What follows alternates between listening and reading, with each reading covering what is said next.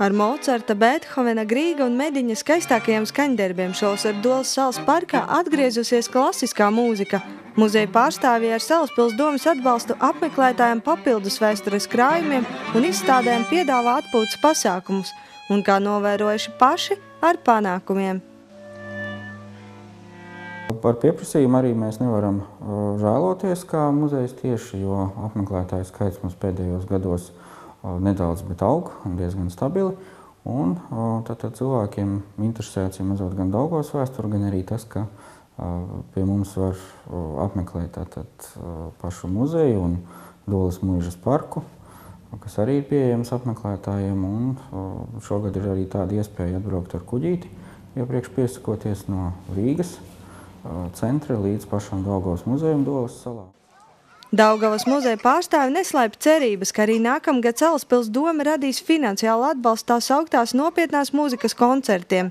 No vairāk kā 11 miljoniem latu, kas šogad plānots Salaspils pamatbudžeta ienākumos, 911 000 tiek novirzīti kultūras nozarei. Tostarp iedzīvotāju un organizāciju aktivitātes veicināšanai, rīkojot projektu konkursus. Jebkurš izstrādājot projektu pieteikumu, var saņemt finansējumu, lai realizētu kādu savu interesantu ideju.